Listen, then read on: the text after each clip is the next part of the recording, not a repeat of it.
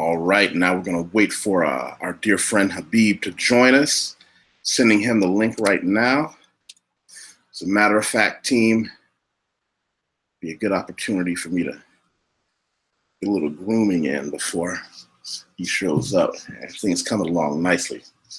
Thanks to everybody who shared my little viral video that I put up about the impact just having my own crazy mustache has had on my life. I appreciate it. Matter of fact, I'll link it here so everybody can see it while we're waiting for our friend. All right, let's see.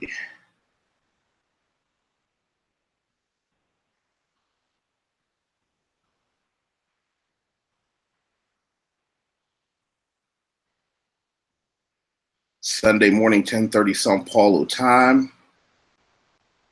We're going to be talking to Habeeb. He's an author, pundit. He's got a lot of things going for himself, and I'm really glad to call him friend. He's somebody I met. You saw him in a group issue that I had when I talked to a bunch of different people. And what we're going to do now is we're going to sit down and have a real in-depth conversation. You know, I know that the title sounds a little fun, but we're gonna go in that way. Let's see, where is he? Gave him the link. He said, "I'm ready. I'm ready." So what I'm also going to do, folks, is send out. I'm going to pass around this link, and I want everybody. And while you're watching this, give us a thumbs up. I mean, I hope everybody leaves a question and a comment, but what I really want is a thumbs up. Let's see. Got my awesome Bane shirt on today. Bane is my spirit totem in the gym. Completely insane. You got to learn the history. Where is this guy? Text him real quick. Are you in?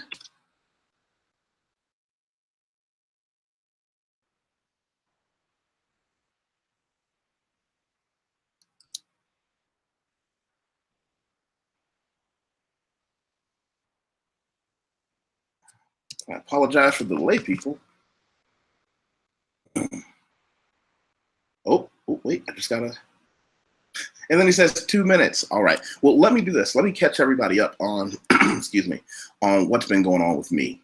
Lately, you'll notice that I've been doing a lot more videos and groups because over time, I've realized I have a lot of friends all over the world who have these really diverse experiences.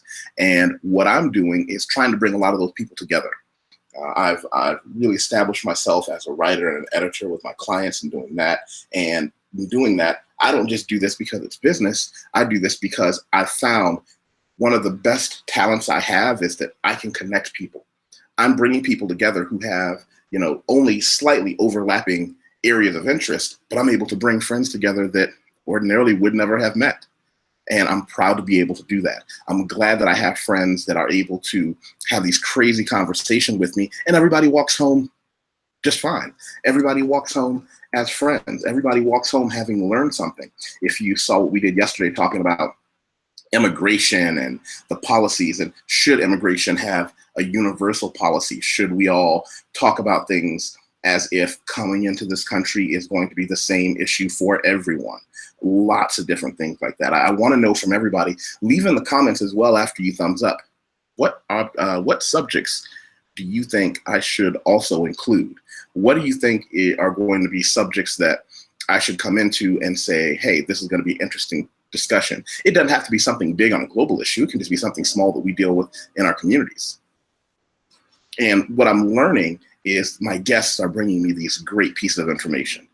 And the people that are sending me private emails are sending me these great pieces of information. And so I want to make it a practice to ask everyone, hey, what do you think is a good idea? Oh, wait. Hello. Do I hear someone breathing like Darth Vader? How are you? Can you hear me?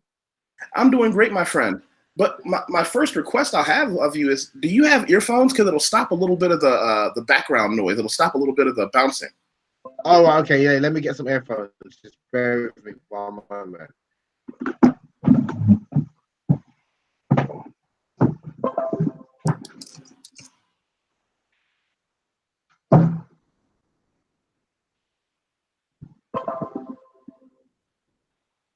Yeah, because I learned a long time ago that when I do these, I get a lot of feedback.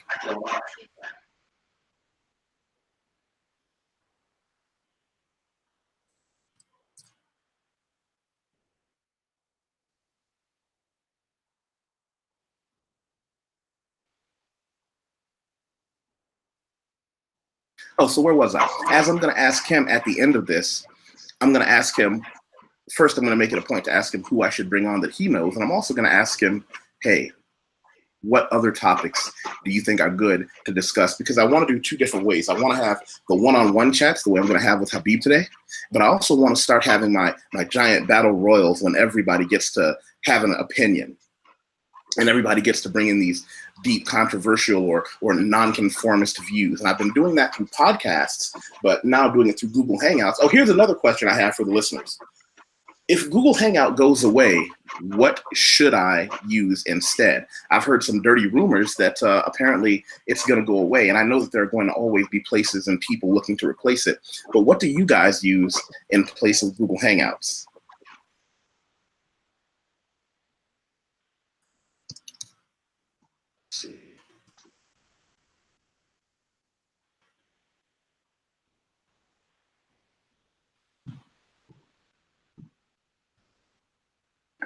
You back yet, my friend? Wow, that's a well-worn chair. Is that your work chair? No, it's I'm my actually. writer's chair. It's my writer's chair. I'm not. No. I don't want you to think that was sarcasm. I'm saying that everyone who has something that they focus on has a place where they focus. You know, and if that's your writer's chair, I wonder how many millions of amazing words came out of the hours you spent wearing that chair down. Many, too much, to be honest. But I'm in love with it. That's why I don't want to replace it. Yeah. It knows who you are. Can you hear me now? So I'm wearing obviously the AirPods. Perfectly. Is it perfect now? Okay, perfectly. Great, fantastic. So first I like the new look with the moustache. You like the what? I like it. The new look with the moustache. Oh, thank you. It reminds me of it's not Sherlock Holmes. There's one film that Quentin Tarantino made a couple of years ago. The Magnificent Seven, I think. It was It reminds me of that. The Hateful Eight. That's right. Well, I'll tell you where I got mine. I don't know if you're familiar with a U.S. Marshal named Bass Reeves, long since dead. He was okay. Well, what I'll do is I'll also link it into the not the description, but in the comment section, and I'll also leave it as a comment that we talked about Bass Reeves. He was the first black deputy U.S. Marshal west of the Mississippi River.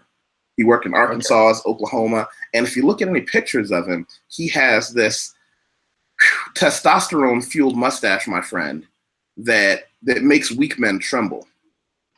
And I saw that and I said, "This is what I want." And after the holidays over New Year, I didn't shave, and I decided I'm going to try something new. That looks good. It looks good. So first, I want to say good morning. Where are you? London. It's freezing out here. It's like -4. It's snowing. You know, I lived in London for a short while, and I gotta say, awful place to live. I was really? Wow. Oh, actually, wow. It's probably not good to start by insulting people who are coming in the doctor. Because here's the thing about London, right? I always have two reasons I tell people when they say, would you go live in London again? It's this giant metropolis of people and culture. And I said, well, listen, have you ever been hanging out on a Saturday evening with your friends and someone says, let's go get something to eat? You say, yeah, and you have one friend that says, listen, I want Chinese food. I know this great Chinese restaurant. The family just moved over from Shanghai. It's going to be awesome. Then you get another guy that says, no. My grandmother's best friend is Italian, and they have this restaurant that's got this beautiful Italian food, pasta made fresh every day. And you get somebody else that says, no, scrap all that, none of that. I found an Indonesian, Malaysian fusion restaurant, and we're going to go there instead. And everybody's kind of pondering, going with the pros and cons. Are you with me so far, my friend? I am. Have you ever been anywhere else in the world and someone said, let's go get some English food? No. Exactly. No, I know. Yeah. No, but that's the selling point. I know English. I'm not English, even though I was born in the UK. I don't consider myself to be English. But the beautiful thing about London, to me, it's the best city in the world. Because, like you said, it's the metropolitans. You've got different cultures. You can live amongst. I mean, you can do what you want in London, to be fair. And I think it's relatively safe compared to a number of cities around the world. There's a lot of opportunities, even as a black person as well. So the thing about London in comparison to other cities in the UK, a lot of, don't get me wrong, racism does exist, but it's not as overt as it would be in other cities. There's a lot of opportunities. Like I said, you can live your life. People don't really trouble you, and a lot of the issues that, for example, like we mentioned before in our previous when we previously spoke about like Black Americans and what it's like to be Black in America, a lot of those issues we don't really face in the UK, to be honest. Again, in terms of like police brutality and lack of opportunities and things like that, there's a lot of blessings in London, even compared to Brazil, kind of thing. So for me, even though I like to travel, go to other cities, I still prefer London. Overall, I would say it's the best city in the world for me, for my experience. Well, so you mean, are you telling me that I shouldn't listen to the news and assume that London is full of youth carrying razor blades that are going to just slice my face open? That's again. Are you telling me that that's actually not true? Because I saw it on the news. It must be true, and the people on the internet said it too. So again, it depends what part of London you go. So, like for example, the type of work that I do and the circles that I move in, I don't see that. I know it exists. Don't get me wrong. I'm not saying it doesn't exist, but you probably wouldn't come across those walls and those people's kind of thing, unfortunately, because you're fortunately, shall I say, because you're of a certain age, because a lot of the knife crime which goes on is generally amongst, unfortunately, young black men, but of a certain age group between the ages of 14 and I'll say 21, 22. Yeah, and but you're forgetting the one thing we can't forget. It's a matter of economic situation as well. Of course, one of my friends asked me the same thing. They said, "Well, wait a minute. Are you telling me that in Brazil, you're not just going to get murder, killed in the face?" And I said, well, I'm sure there are places like that, just like in the United States. But if I didn't live in poverty and crime-stricken areas there, why would I do it here? Right. And they look at you as if to say, oh, now I get it. Yeah. I mean, I recently came back from Cape Verde a couple of months ago. And one thing about, it's a beautiful island, but you've got certain areas which is just full of, it's ghettoized areas where there's a lot of, again, predominantly black people.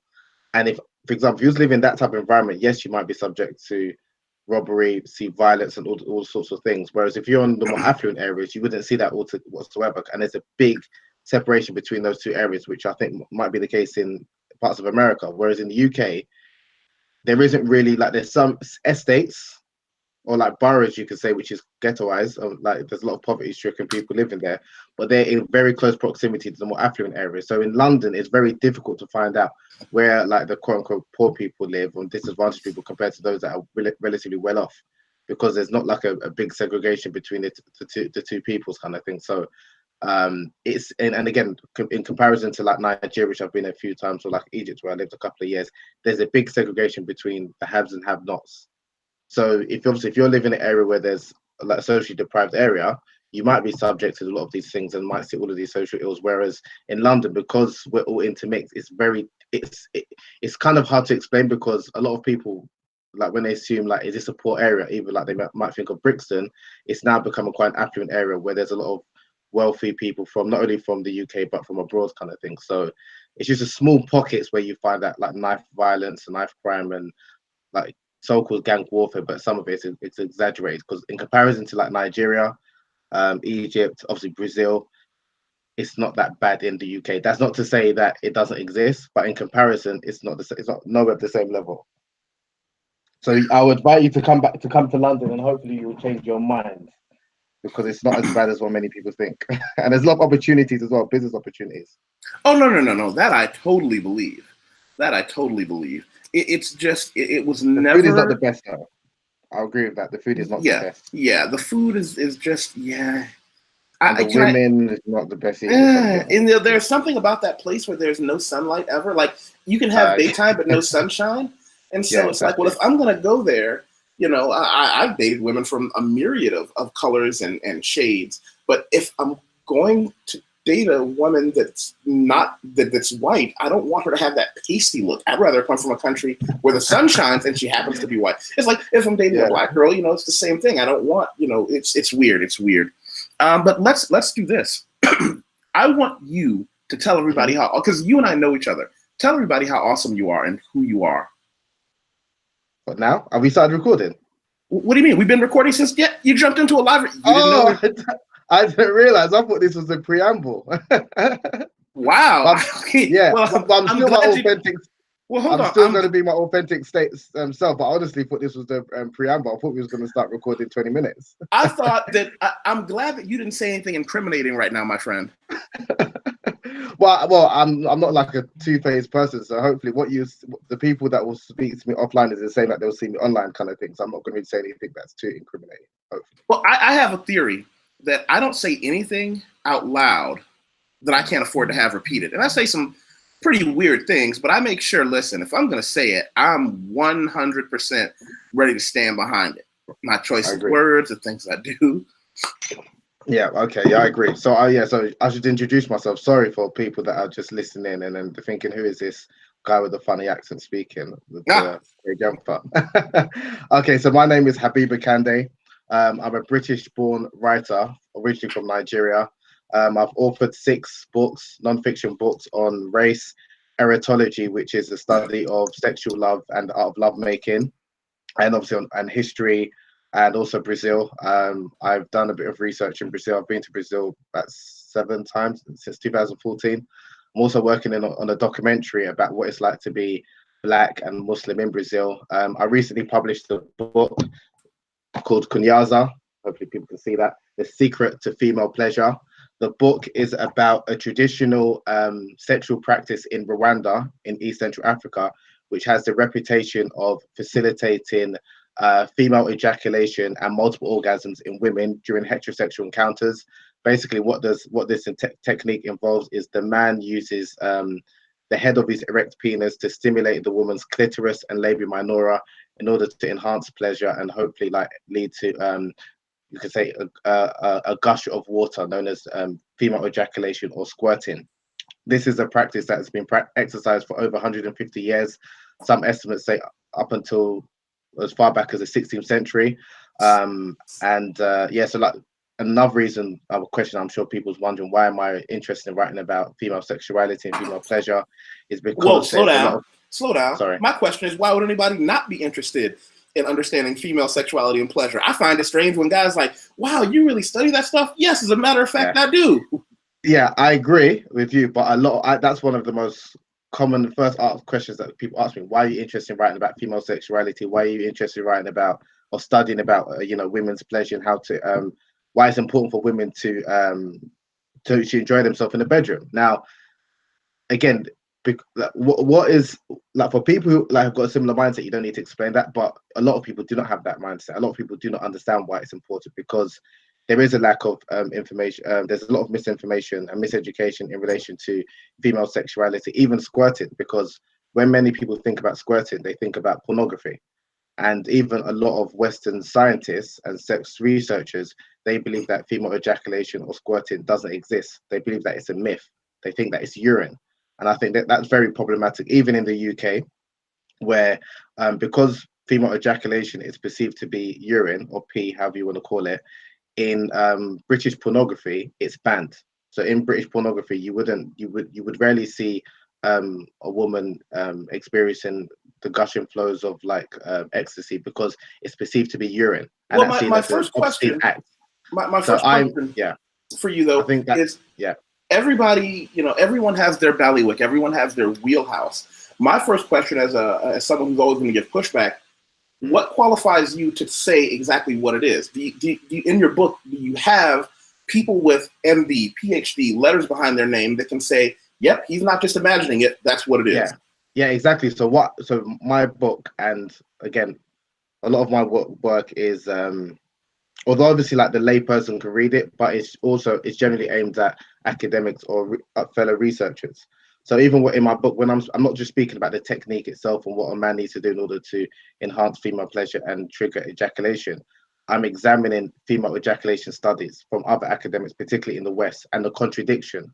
So what you find is there's some studies, a number of studies, they estimate in the West again that 10% to 54% of women are able to experience ejaculation, right? Whereas in parts of East and Central Africa, like Rwanda, a number of the African sex educators there, they find that up to 80% of women are able to experience ejaculation. Now the question is, why is it that there's some women in some parts of the world able to experience ejaculation much more than other women? Is it because of biological differences in relation to anatomy? Is it because some women there is a lack of stigma in some parts of the world in relation to female ejaculation, which one of the findings I found from my research, and that's something that a number of Western educators and sexologists have found, that because a lot of women have been taught from a really young age that female ejaculation and or squirting is urine, is pee, they hold back. So many of the times when a woman is obviously sexually aroused or she's experiencing sexual stimulation either by herself, like with masturbation, or with her partner, when she gets to that point where she thinks that she might ejaculate, in her mind it's urine, so she holds back.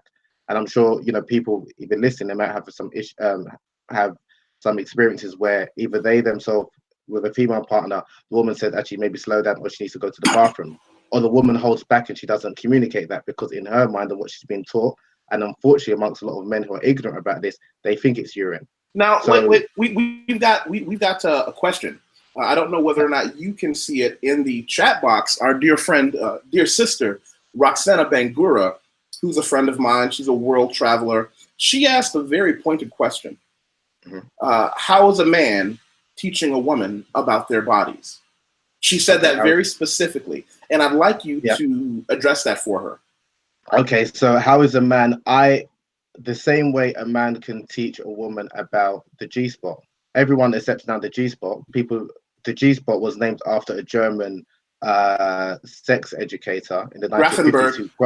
Ernest Grafenberg, who named it in the 1950s, and it was named after him by an American woman and an American man, John Perry and Beverly Whipple, in 1982. So a lot of the studies about female sexuality, men have been part of it. Now, again, in terms of like, how can I as a man, how am I qualified? I am not, of course, yes, I do not experience female ejaculation, but my research consists of reviewing studies on female ejaculation and female ejaculators, i.e. women.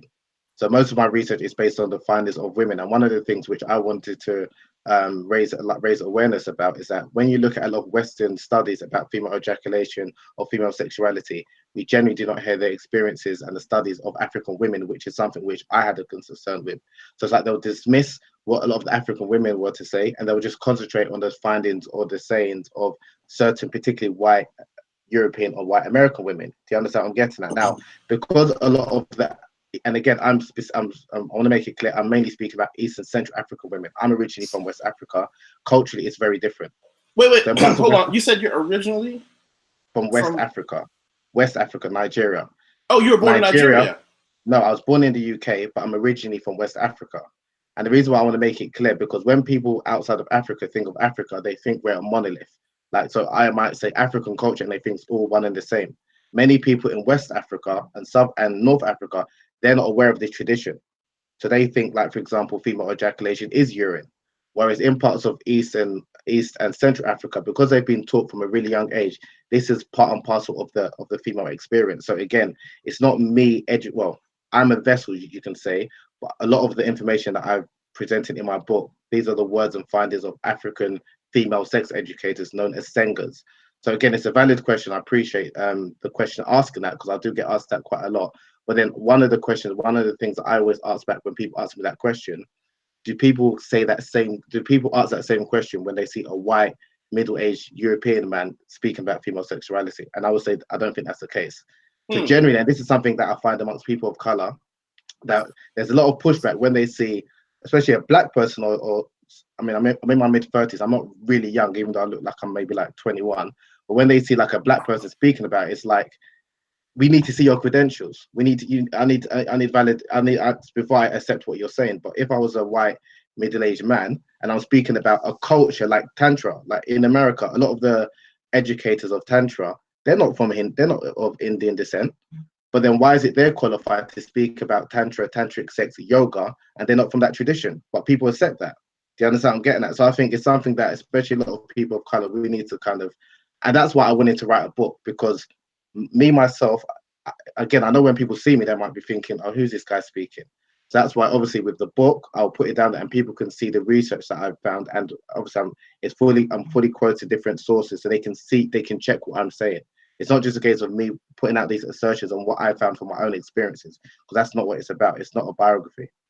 It's it's a collection of a number of sources, again, mainly from Western educators, Western academics, and also African academics, which we don't really find kind of thing. So for me, one of the main purposes is that I think it's important. And again, what I would say to a number of women, and I'm trying to, when I have these discussions with a number of women, is that, okay, why is it that, why is it as a man it speaks about female sexuality? Why is it that we haven't got enough women, particularly brown and black women, speaking about this issue? If you've got an issue, like there's a gap in the market, or maybe I'm, again, because I'm a man, so I might be missing some things out, then that's why, as a woman, you should come in and fill that gap and speak about the things that a lot of men aren't seeing, if that makes sense. And another thing that I wanted to say, because a number of women, and why I'm not saying I'm the only person that can speak about it, but why I can speak about it, because I've done my research. I've studied this for over 2 years. Do you understand? And I've gone to international sex education conferences, and I'm not saying that validates me, but I've had other academics who researched, who reviewed my work, and they haven't found any issues with it, or where they have found any issues, then they can raise it, kind of thing. But I just find it quite. I'm used to it, so I'm not really frustrated. But I always ask that question: would you ask that same question if I was a white middle-aged man with a European name, kind of thing? So I just think people should keep that same energy where they're questioning things, and I think it's good that when you see someone that looks like you, what validates you, or what qualifies you to write about this work, you should ask that same question when you're reading these studies about female sexuality, female orgasm, and female pleasure, because most of them are written by white middle-aged men and some white middle-aged women who don't necessarily share a lot of the same things that you share in common with, if that makes sense. So again, and I actually want to ask you, not to put you on the spot, Yusuf, I want to ask you a question. Can you hear me? Sorry, I think it went off the mic. You know, I have a habit of always muting myself when I'm not speaking, because I never want my background noise or something I say to get in the way of what my clients or guests are saying. And so it's a bad habit to not unplug. So can you hear me?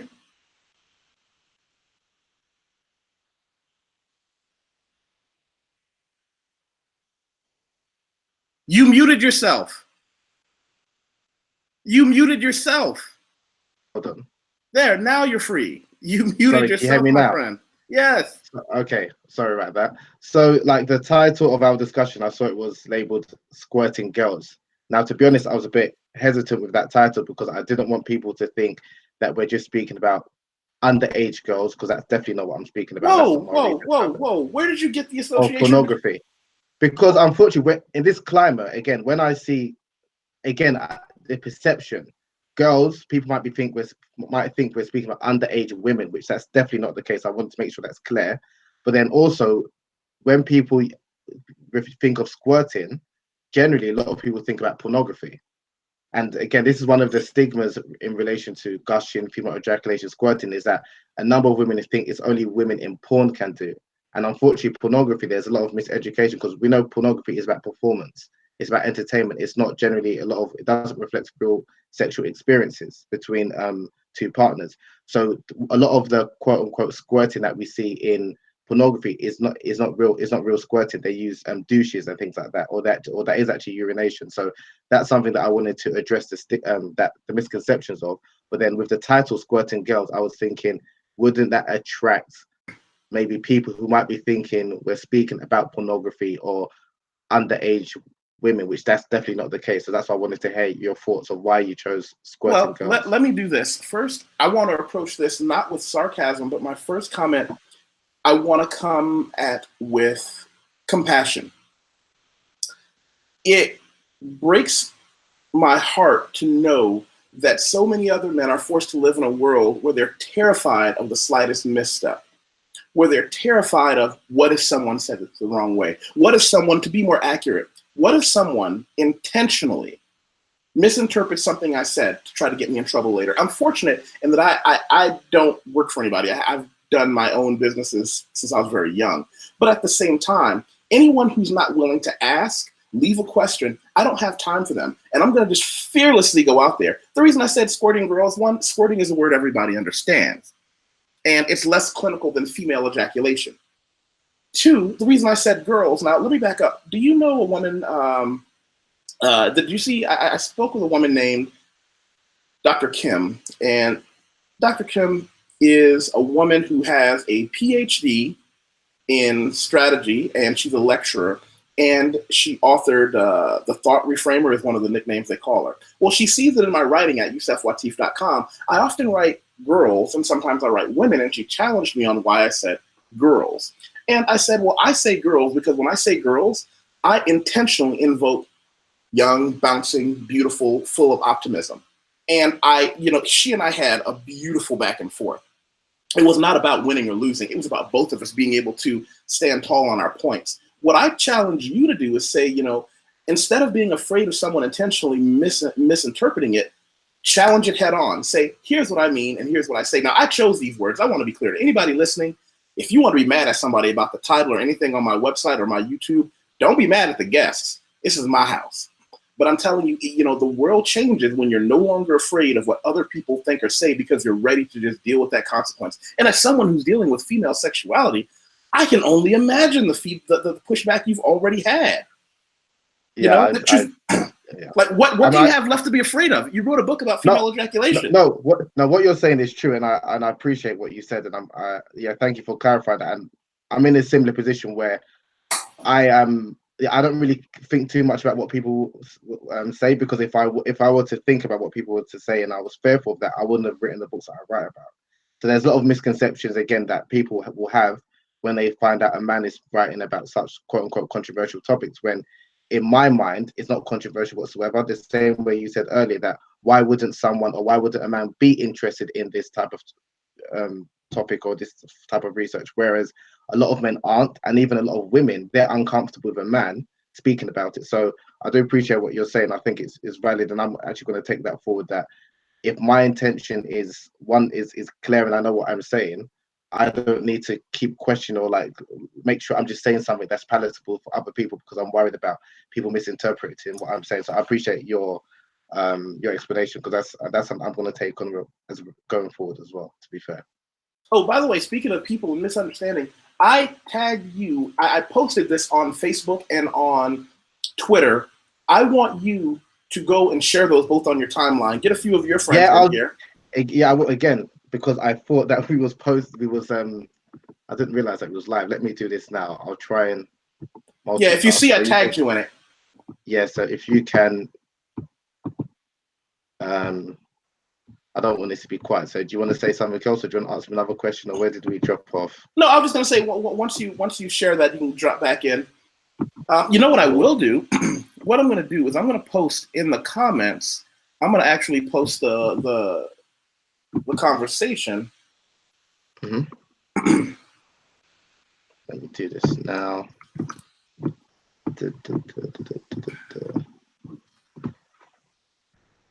Okay. So.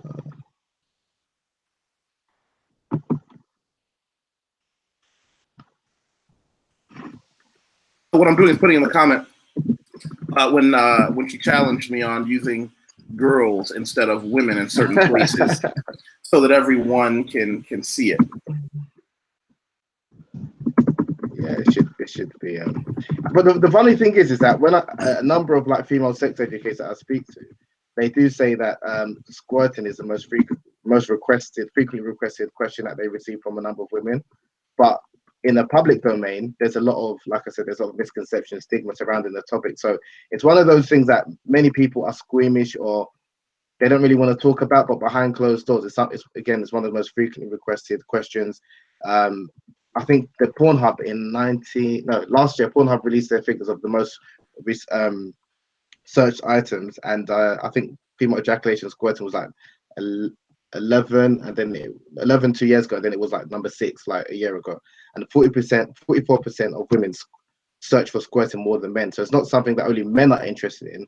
Women arguably are more interested than men are, kind of thing. So I think again, it's important that this sexual experience is destigmatized, and I think more research should be done in relation to why it should be normalized and why people shouldn't be unafraid to speak about it. So. Right on.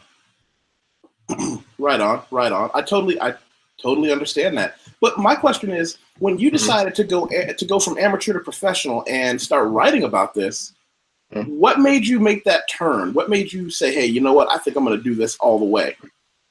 Because I was quite frustrated with the lack of Black and African writers, researchers, like hearing their contribution towards female sexuality, because again, most of it was coming from a European or white American perspective. And for me, I'm like, okay, I do not need validation from other, like, so the same way you asked the question earlier, why it's, I mean, you qualified, you need, I mean, have you quoted PhDs and other people? But when we're talking about female sexuality, why do you, I mean, we're a society, we're obsessed with statistics. Why do you need a PhD to tell you what you need to, what a man can do to help a woman achieve ejaculation or experience orgasm? Because everyone's got different experiences. And a number of these, and again, this is not to throw a shot at any sex researchers or anything like that, but people that have had different interactions and relationships with women, why do they need someone that is studying in a lab to tell them about what a man needs to do in order to trigger female ejaculation or for help a woman experience climax?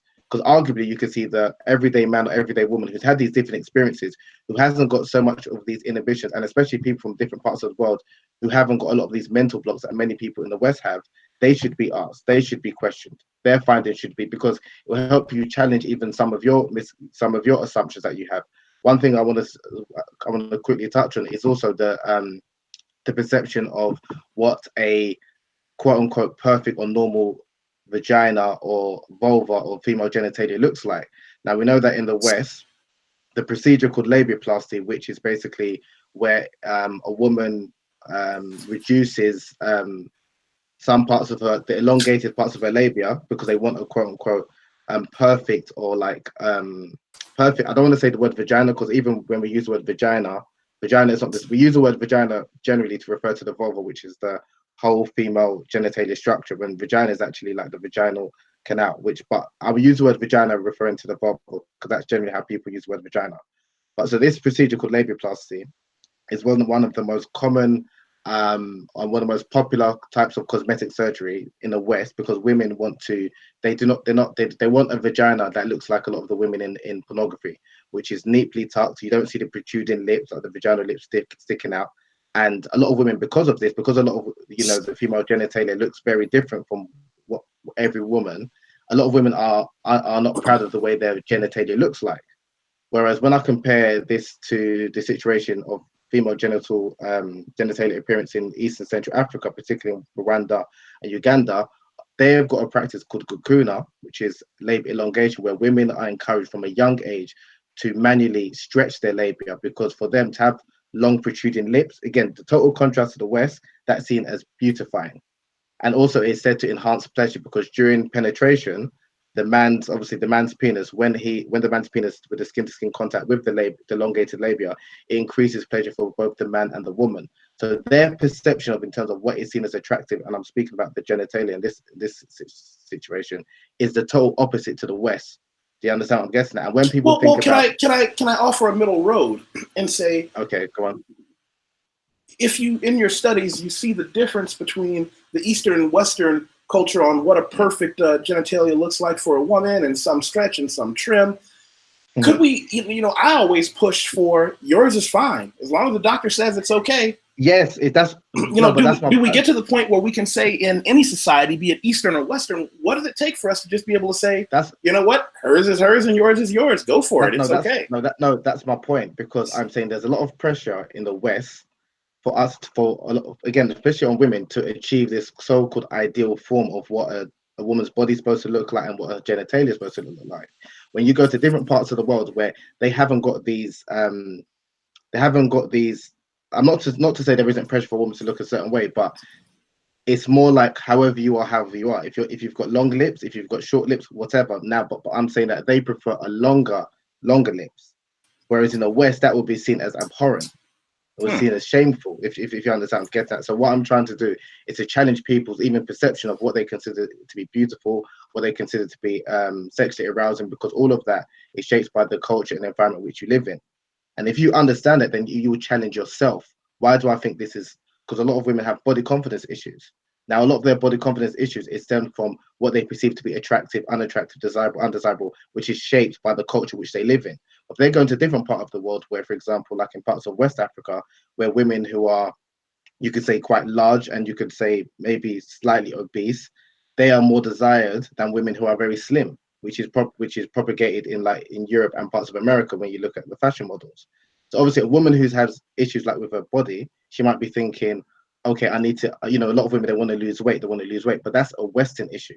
Again, I'm going to have to challenge me on that. Please do challenge you on that, because this is something that I deal with a lot of friends, because particularly as someone who came from in some ways not, but in some ways stereotypical Black home. I was a fat kid growing up. I started lifting weights, Brazilian Jiu-Jitsu, a whole bunch of other stuff. I can tell you, as a man rapidly approaching maturity at 40, I'll be 42 this year, one of the things that I saw that was one of the worst things to happen specifically to Americans, but also to Black people, was the acceptance of obesity, of being kind of fat being okay. Okay, so I don't mean fat. I shouldn't have used the word obesity. I mean on a larger size. So maybe like a woman who's size 14. Size 14 is not seen as but that's a healthy body.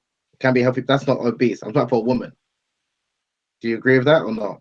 Well, now we're getting into issues. Everyone has height and weight that you have to deal with. Yeah. But my point is that the ideal body form, particularly in Europe, and I'm assuming it's the same in America. When you look at the fashion houses, like the high-end fashion, the women are extremely slim to skinny to some looking anorexic, right? And again, I'm not trying to encourage obesity and saying that to be obese is the ideal form, but I'm saying the pressures that women have, or like for example, like a large behind, and people look at Beyonce and Kim Kardashian for starting this trend, right, in the Western world. This wasn't an issue in Black communities, like a woman having a large behind. Whereas you hear like in the mainstream media, like in particular amongst white women, oh, does my bum look too big in this? That's not really an issue that a lot of Black women have. If anything, they want to have, again, I'm not talking about an obese or gigantic behind, but they want to have a plump bottom because that is something that a number of men are attracted to. Do you understand what I'm getting at? That's what I'm just trying to. Okay. I'm just trying to let people know that a lot of the issues that many people have is psychological, and a lot of it you can break it, because if you're in one part of the world where you think that, or even with men, like men have these issues where a lot of men, particularly in parts of the UK, I can't speak on the American experience, but they want to be extremely big. They want to pump up, they want to be really muscular because they think that's what they need in order to attract women. But then there's some women in parts of the world, they're not interested in that. Or if you're in a part of the world where that's what you've been taught and that's what you think all women are obsessed with, you're always going to think, I need to be bigger and bigger and bigger. I've got a number of friends who are similar to your size or even bigger, but they think they're small because they're comparing themselves to someone who maybe looks like the Mr. Olympia and Arnold Schwarzenegger. And even if they were to attain that size, they'll always still think that they're small, kind of thing. And again, that's a psychological issue that many people kind of need to address. Do you understand what I'm getting at? But like what you mentioned earlier, ultimately, if you're happy with, like, people come in different shapes and sizes, and I'm not trying to say this is the ideal, like a woman being thick or slim, people should be happy with what they are. But when you're in a society where they're just pushing one narrative, if you don't fit that narrative, then you can have some issues, and I think that's a problem. Do you understand? That's ultimately what I'm trying to get at. So I'm showing a different side to the different parts of the world where, for example, like I said, to have long labial lips is not seen as an issue. It's not shameful. Whereas in the West it is. But then if you're appreciating that in different parts of the world, people appreciate different things, and you wouldn't have such issues with the way you look or the way your partner looks. Similarly, if you're looking at, for example, you hear a lot nowadays where I hear this a lot, that because particularly in the West, that dark-skinned women in particular are not seen as desirable. That's not reflective around the world. There's some parts of obviously Africa where obviously most people are Black, that people appreciate dark-skinned women. Do you understand what I'm getting at? Now, I'm not saying that all those Black women should go. So are you saying that our culture dictates out, well, okay, now we're going to have to go deeper. Not necessarily our culture, but we look at our culture shaping what we want, but we also have to look at colonialism shaping what is to be desired. For example, which country was it that just banned all skin lightening cream? And for the people who don't know, there are places where they sell a cream that makes your skin lighter which sounds like makeup, but it's not. It's actually bleach that seeps into your skin, pulls out any color that's in there, which over time, clearly it's not good for anyone. And I'll tell you my first encounter with it. I'm a Bollywood fan. I love Bollywood movies and the theatrics, and it's just, my favorite Bollywood movie was Chandni. And then I found out some of my favorite Bollywood stars, all people on television and movies, they endorse products. And they endorsed skin lightening creams. And my heart broke. Right. Well, the African country in question, that was Rwanda, the country which obviously I studied for my book. But prior to that, Ghana also banned skin bleaching creams. And Nigeria, which again, the country I'm originally from, 77% of women, according to the World Health Organization, bleach their skin. Now, growing up and even going to Nigeria, it's not uncommon. So it's quite interesting because when I heard people from America or even from the UK speaking about skin bleaching, everyone will say that's a form of self-hate. Whereas in parts of Africa, a lot of the women, they do not see it as self-hate. It's, if anything, it's for aesthetic reasons. And again, I'm not condoning it. I'm not encouraging it, but I'm not going to bash those women that do it, because the reality is, in parts, in many of those societies, a woman who has got a fairer complexion, it does lead to like, she's able to climb up the social ladder, like in terms of jobs, people seen as more acceptable, like an acceptable face. More men are attracted to her. So there's benefits, that tangible benefits that many women see. That's why it's very difficult for me to say, do not do this, because yes, it's harmful, but it's about education, but it's about changing that culture and changing that perception. So that's something I saw in Brazil. All over the world, people talk about Brazilian women. And to be clear, Brazilian women, some of them are beautiful, some of them are not. But what I found, I have a few friends in the entertainment industry that have tapped into something that have made them a considerable amount of money. And I'm not giving away any industry secrets because they're not my secrets to give away. But I can tell you, there are people that found that in Brazil, these beautiful dark women don't get any real attention. As a matter of fact, there was a very famous case of a woman who became the samba queen for Globo, which is a giant telecommunications company. And after she won the contest, of being a samba queen means you lead the parade, you're in this beautiful dress, and you dance, and it means you're the most beautiful singing, dancing woman that year. And it's an honor and it's fun. And after she won legitimately by being the best at everything, the public as well as backers from Globo said, we don't want her because she's too dark. We want a lighter skinned woman. They took away, here's what ended up happening. It happened with her that is the same thing as when you try to squelch something. They took it away from her, and then the entire world started writing articles about it. The Guardian did a piece on it. It was huge. So they just took it away because you're brown. Yes. Now you have people who are coming to Brazil, finding these women who are just as beautiful as any other woman, except they're black, and using them as their models for their brands and for their things. And the people in Brazil can't understand why these women are leaving and becoming wildly successful. And like, but she's dark skinned. Not realizing you can take that same woman, put her in any modeling agency in Los Angeles, New York, London, and instantly she's a gold mine. Like, have you seen the internet threads of all these dark women from India and Africa that suddenly have become all the rage? Like, all the modeling houses have finally discovered dark people. And it's hilarious. And you see these women, there was a woman who took a selfie someplace in Africa, and there was just a woman behind her that was doing, I don't know, shopping or whatever. The entire internet went, who is this woman? She looks like a living doll. And in her world, she's just, they don't say she's pretty or ugly. She's just a dark girl. It's hilarious. Then they find these women, go to they're sending agents from all over the world to villages and cities all over Africa saying, have you seen this girl? Have you seen her family? Yeah, I have a contract for a few $100,000, which, to be clear, they're undercutting, right? But to give this girl from a village a couple $100,000 to take a bunch of pictures and hold a few products, wear this dress, and it's wild. It's wild. Yeah, I've noticed that, and that's something I think that's problematic as well, because a lot of those women that you're referring to, and I know of the woman that you're speaking about. She's from Sudan. And now what you're seeing is that now what a lot of these fashion houses are looking for, they're looking for like women that are extremely, and some men, but predominantly women, extremely dark, like really dark in complexion, and again, these women are attractive, don't get me wrong, but now people are now pushing this narrative and fetishizing a really dark hue as that this is true blackness. Did you understand what I'm getting? And I find that as well, because for me, it's like, who is controlling this narrative? This is what I'm always pointing to, because now that black has become cool, black has become acceptable because of Black Panther and all of these things, but now they're pushing this, they want this extremely, extremely dark, Alex Weck, Lupita looking woman. But we know obviously black women and black people become in many different shades. Yeah. So again, and I always question it, I always ask even black people that, even with Lupita Nyong'o, it's only when she was labeled the most beautiful woman in the world by a white Western publication, that's when many black people themselves started accepting her. Really? Yes, if you notice, because she was around before. She was born in Mexico. Then she was born in Mexico, but how many people refer to her as Mexican? People always still call her African. She's born in Mexico.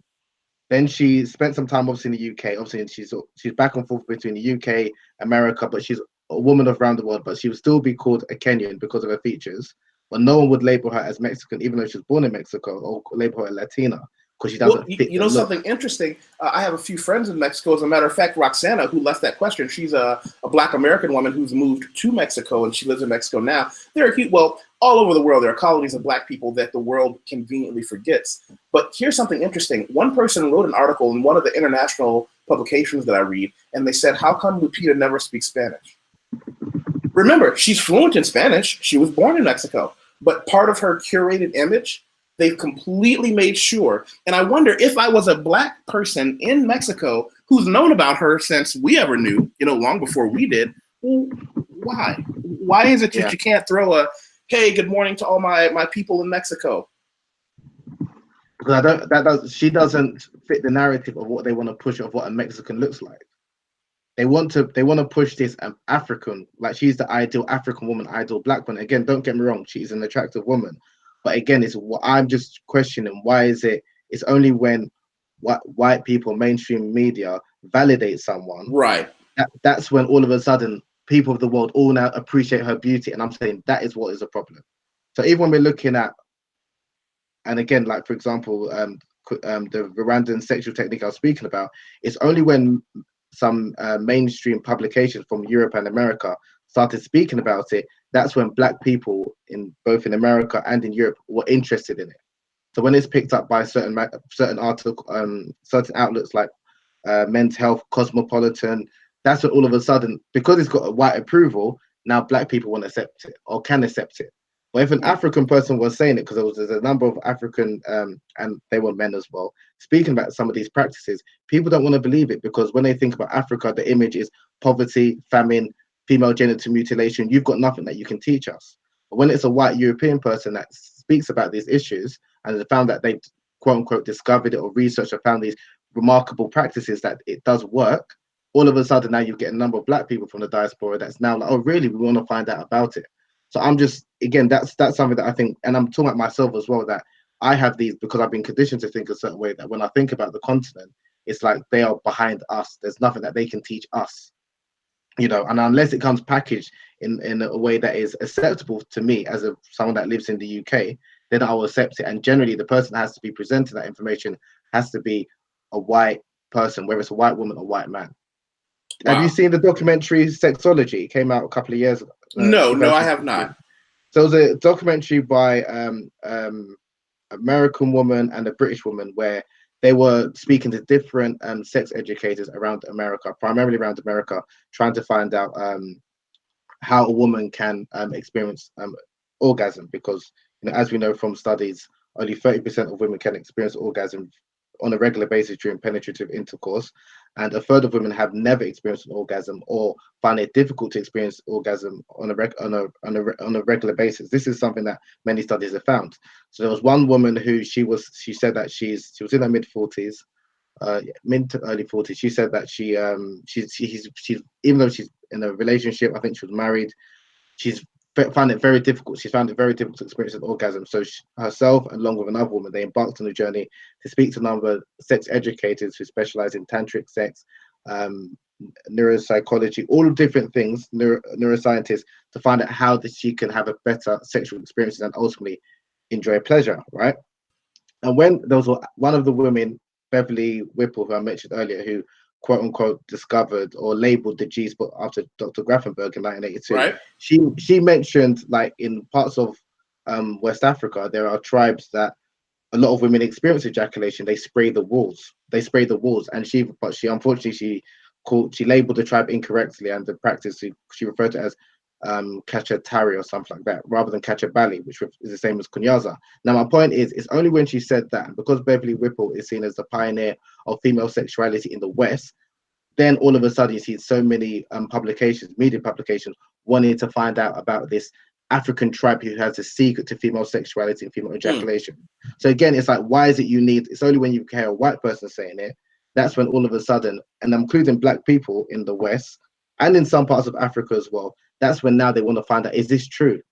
You know, so again, there's a lot of work that needs to be done in terms of changing people's mindset. And I actually wanted to ask you a question about, I read a recent piece about, what's her name? I can't remember her name, but you know, Brazil, they have this Miss Bum Bum competition in Sao Paulo.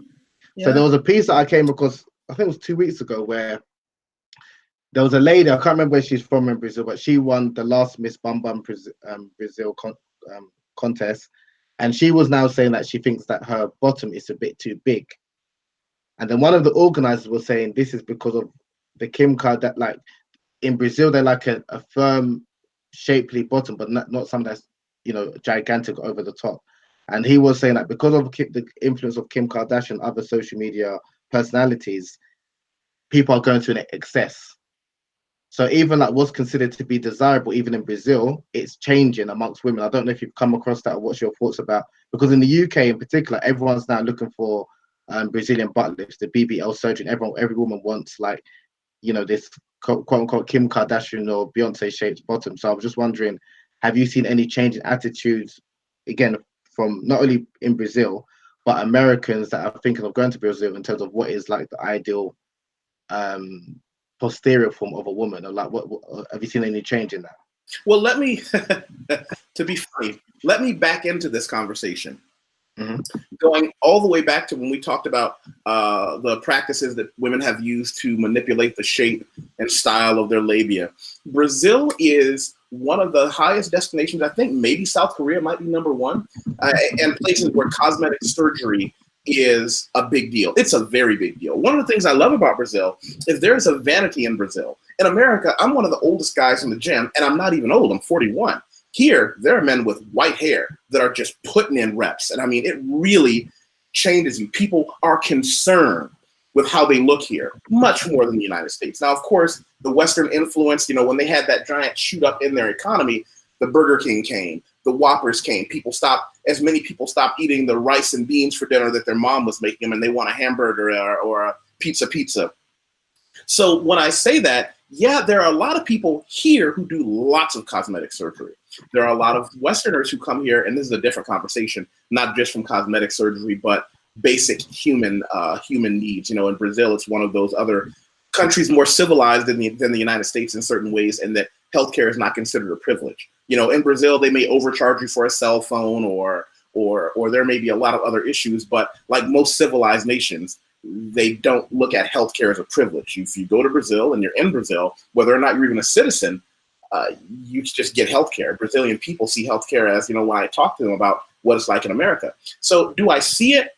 I'm sure I've seen a lot of it. I know several women that have sat down at different dinner parties that I've been to and get-togethers, just parties at a friend's house. And they, you know, just as men will talk about, oh, there's a new gym I'm going to go to for Brazilian Jiu-Jitsu, or a weightlifting academy I'm going to take a month and go train with these guys. They often share business cards of, well, this is the doctor that my cousin used to get her breasts done, and here's the doctor that my cousin Suzanne used, and this is the one I'm going to do a butt body lift with, and, you know, so on and so forth.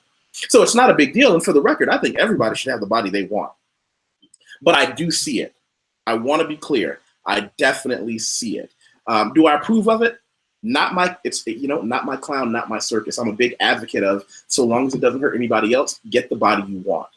So do I see it as, if you feel like you must do it? Now we're walking into a different category, because now we're getting into intragender dynamics. There are a lot of unfortunate realities of being a woman that you and I don't suffer from being a man. I wrote an article once, I wrote a couple articles, but a few that really focused on, we can safely say that a woman who was born of average looks has an average life. A woman who was born with above average looks often has access to an above average life. Are you with me on that? Or if you want to, if you want to interject, I agree. Okay? No, but the unfortunate reality is a woman born with below average looks has a much, much lower quality of life. First and foremost, because that top 10% of men, she's kind of invisible to them. But even worse, and anybody wants to be mad, feel free. Yusef Wateef on all social media. Get mad if you want to. Women treat unattractive women horribly. I mean, with a viciousness. Can you say that again? Women treat unattractive women horribly. I mean, they go at them with a viciousness that would make the average man just break down and cry.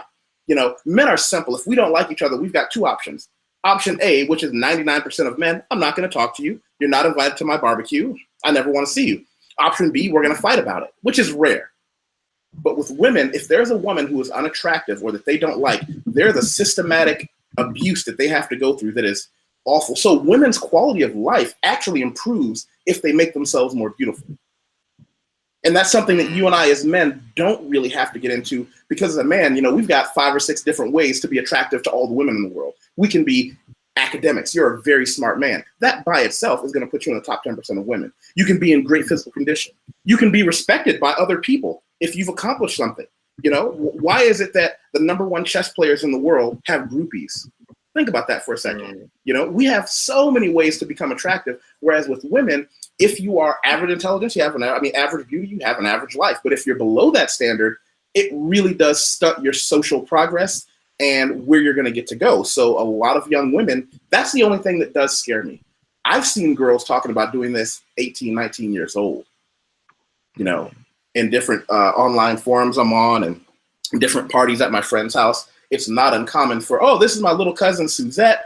Oh, Suzette's not going to be around next week because she's going to be recovering. And I'm thinking, oh my goodness, does she have some sort of a mind-bending disease? Oh, no, she's going to go get this done and that done. And I'm thinking to myself, oh my goodness, that's terrifying. That's deep. I mean, what would you say? I'm playing devil's advocate, not that I disagree with what you're saying. Of those women that would say that, but that's because of men. Like, the reason why women treat women that are deemed to be unattractive in a bad light is because they're competing for male attention. So ultimately, men are at fault for that. Well, if you're playing devil's advocate, let me poke a hole in that theory. If it's intragender issues, men don't factor in. Remember, women should want to embrace having a friend. Like, here's an awful term that I've heard women use: thinspiration. Women will often have a woman in their social circle that they don't like who is ugly because they have someone to look better than. Men, we tend to go upward. I want a circle of friends where I am the least educated. I want to be the least physically strong. And I'm a strong, educated man because we're always working up. Men can sit at a round table and say, well, you're good at academic writing. I'm good at persuasive speech. We can come together. Women don't operate that way. Women like to have another woman around that they know can't carry the weight, just to have someone be better than. So it's not about that whole we're both competing for men, because if it was, you would have women not saying anything to the unattractive woman to just let her be the dead weight. But it's a very vicious game. Now, if you talk about why women choose to become more beautiful, yeah, that's competition. That's definitely competition. But they're not being mean to each other for men's sake. Men don't take any perverse. I'm going to use a German word terribly. I think it's Schadenfreude, whatever it is. Men don't take any. Yes. Yeah. Can you explain? I love that word. Can you explain what that word means? Because well, let me. You know what? Let me Google the pronunciation. Schadenfreude. My friend was explain that to me. There's a really good book about it I read a couple of months ago. But I think it's important to explain what that term means. There's a phrase in German that is the concept. Hold on. It is taking joy, taking joy from seeing someone else in pain. Schadenfreude. Yeah, I'm pronouncing it badly. So if anyone who speaks German,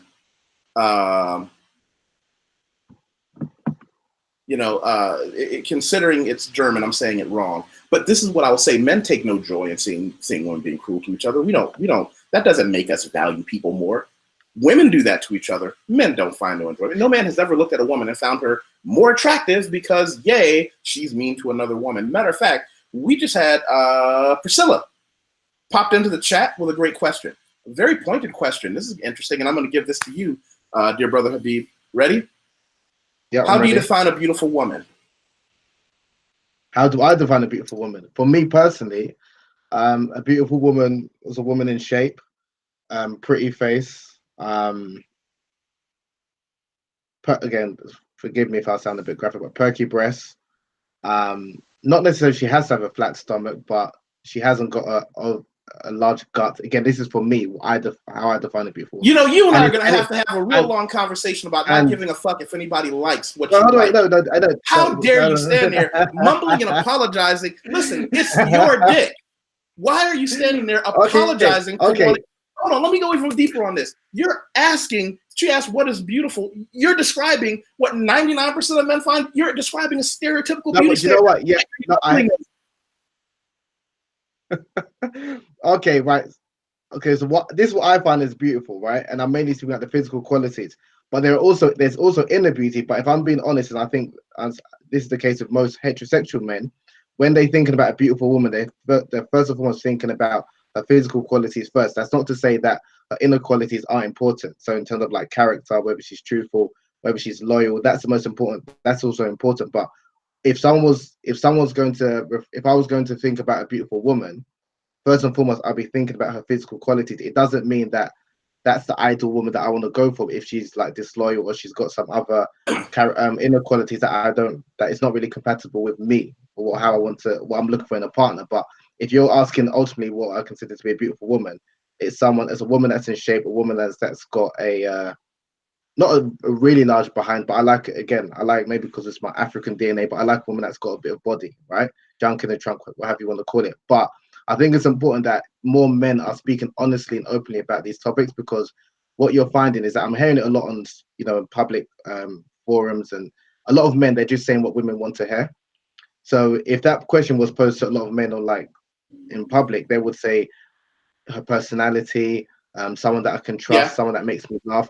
And for all intents and purposes, that's important, and they are attractive qualities, but they're not the qualities that a lot of men are going for when they're looking for a sexual partner. Let's be honest with ourselves. If they're looking for a beauty, it doesn't mean that she's not a good woman. It doesn't mean a woman who hasn't got the qualities that he finds attractive or desirable, he doesn't find her good as a person. But in terms of when he's looking for a mate, 8 times or 9 times out of 10, he's thinking about the physical qualities. And I think that's something that a number of women find hard to process, because they can appreciate a man's inner qualities, even though if he's physically not what she's looking for.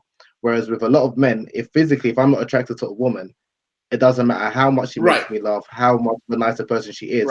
It's not going to go there. Yeah. And men, we know that. And that's something which, again, there's some women that are exceptions, but generally, that's how men are. So, and the reason why men are aware of that, that's why if a man, for example, is dating or is with a woman and she's got a friend, but she says, no, he's not my type, other men are still wary of that man as a potential threat, because there's a number of women who might not initially be attracted to a man, but they can fall for him because of his personality, and men were aware of that. So that's why a lot of men will see every man potentially as a threat, because he can have other qualities, like I said, even if he's attractively not her type, which can make her fall for him. Whereas as most men are, if there's a woman that is not physically my type, I'm not attracted to, it doesn't matter how much time we spend together, how much I enjoy her, appreciate her work, I'm not going to fall for her that way. Do you understand what I'm getting? And you're being absolutely honest, and that's something that I've had long conversations with groups of men, and several times one-on-one with women, because to become successful with women, you have to accept that as a man, to become successful with women, I have to understand who you are, what you think, and the way you think it. For a woman to become successful with men, she doesn't have to learn any of those things, because we provide her the opportunity. When I was taught on how to deal with women, I was taught very early, give every woman you're attracted to the opportunity to say no. So I'm constantly giving chances, whereas they're simply saying, okay, how can I disqualify? And here's the great part, nature set it up that way because it keeps men doing better. So it's a good thing, but this is the other question that Priscilla posted in the chat. What makes a woman ugly? God, that's what makes a woman dishonesty, disrespect. For me, again, disrespect, because even if a woman is physically attractive, if she's disrespectful, again, that's a big turn off for me. So yeah, disrespect. If she's not loyal, and she's dishonest, yeah, for me, that's what makes her ugly. It doesn't matter how. And again, this might be controversial, but I'll say it anyway. But for me, if a woman is if she's loose, for me, that's a turn off for me. I don't understand wait, can you? I don't understand what you hear me. So if a woman who is if she's promiscuous and she's happy to be promiscuous, that's up to her. I've got no issues with that. But for me, that'll be a turn off. So if there's a woman that I see and I'm attracted to her, but she doesn't mind anyone sleeping with her, for me, I don't find her attractive anymore. Wow. Okay. That's for me personally. That's me personally. And I think there's some women that have, that's for me. Hold on. When you take off your glasses, that means you're really going in. Let me take the safeties off my shotguns real quick. Here we go. First of all, and feel free, anybody wants to get on my ass about it, leave a comment, blah, blah, blah. I go with the all women are whores theory. All women. That includes. Let me be clear about this. No. I let you ramble. Let me ramble. Because I can stand by my statement and give a clear reason. You can disagree with the reason, but I want to be clear. I've thought this through. And furthermore, let me, while I'm in a hole, let me keep digging. That includes your mother, my mother, Mother Teresa, and the mother of dragons. You know why? Because every man has this fundamental belief that there are two types of women. There's the Madonna, and she's good and she's pure, and that's the one I'm gonna marry. And there's another girl, she's a whore, and we're just gonna have fun, and then I'm gonna throw her away. Women will react to the value proposition that you show them. Most men are so weak-minded that they genuinely believe that when a woman walks up to them, she's not reading you the same way you're reading her beauty. She's sniffing you and reading your mindset. If you're the kind of man who most men are, who need to believe that a certain woman is going to make you wait a few dates before you can kiss her, and you've got to take her out to a nice restaurant before you can do this, and then after a certain elapsed point of time, she makes you wait for sex, and even then it's going to be blah, blah, blah, stereotypical, Friday afternoon soap opera sex. That's bullshit. When a woman looks at you and says, wait a minute, this man won't judge me poorly and it won't get around to my friends. If I like him, I can just have sex with him after we just have lunch together.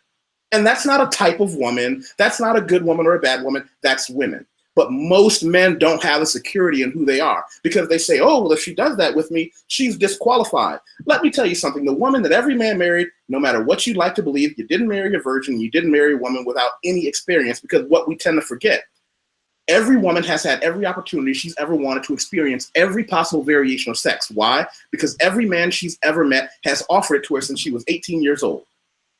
So it's not as if, or what? Or even like maybe as young as 14, 15 if she's attractive, to be honest. Jesus fuck, why would you just No, I said she's had opportunity. So let's be honest, women from the ages of like 14, 15 years old, they have grown men approaching them. So they have the opportunity. Well, okay, that's true. That's a different podcast. I'm saying that. Right. That's a different podcast, my dear friend. But what I can tell you is this. Here's where we are. I need to get back on that all women are whores because I disagree with that. I definitely disagree with that. Okay. Well, here's the problem. Everybody wants to believe, like I said, they want to believe that they're going to have this discernment that this woman is different from that woman. The reality is this: what are the options that you gave her? Did she look at you and think? No, because I think with men as well, I do agree that most men are weak-minded, or a lot of men are weak-minded. But to say that, I'm not saying that I expect a woman to be, a virgin, or she's inexperienced sexually, or she hasn't got desires. No, I understand that I haven't got an issue with a woman's sexual past. I'm speaking about, even as a man, if a woman looks at a man and she finds that he's sexually weak, like any woman that comes near him, he's ready to, risk the relationship and sleep with her, she would lose respect for him. A number of women would. Well, let me ask you a quick question. I don't think that's wrong with that. Like let me ask you a quick question. When you say you don't want a woman, and I'm going to use the word you use, you said who's loose. Didn't you use that word? Yeah, maybe I shouldn't use that word, but that's the now. Here's my question. No. Let me go in with this. How do you define loose? Can you give me a number? How do you discern it? You are a man of critical thinking. Okay. I want you to tell me that when you went to the club, the bar, your friend's barbecue, and you met this girl, how do you decide if she's loose or not? Okay, I wouldn't know from my first interaction with her, but if a woman is, for example, she's in a relationship, and just say I'm with her, just say I'm away, and she's maybe sexually frustrated, so because I can't give her what she needs, and I'm not going to be back in the country or to see her for another couple of weeks, okay, I'll just sleep with any other guy because I've got those needs. The same way some men are, like there are a lot of men, I would say men are more loose than women, I can understand why a lot of women wouldn't be attracted to that sort of man, because you haven't got self-restraint. Do you understand? So I would, rather than saying a woman is loose, I'd say a woman who lacks self-restraint sexually.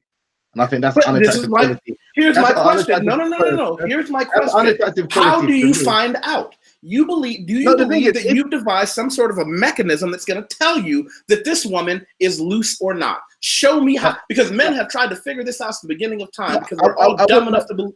No, I wouldn't know off the bat or from speaking to her, the same way you wouldn't know if someone is dishonest.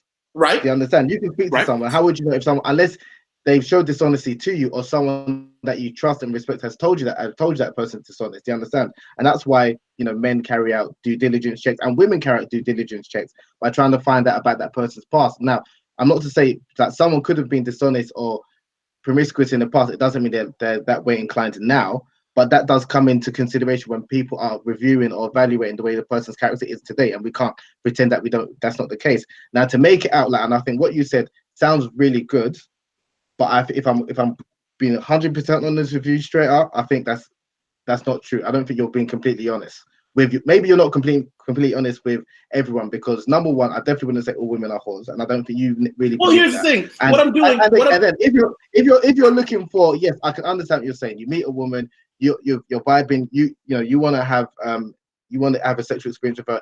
She doesn't mind having a sexual experience with her. You're not going to judge her. Then let's get on. Fine, right? And I think that's the way you're coming from it. Like, and you won't judge her, which is fine. But if maybe you're looking for a life partner, there's certain other characteristics that you're looking at, both you as a man and she as a woman. So as a woman, I can understand why a woman might not be attracted to, in terms of a long-term partner. I'm not speaking about a casual hookup, a guy that's having relations with a number of women, like he's sexually weak. And there are a number of men that are sexually weak, that if an attractive woman were to message him in his direct message, all of a sudden he'll sacrifice the relationship in order to have this 10 minutes, 15 minutes of passion. Now, I'm saying for a lot of women, that's unattractive.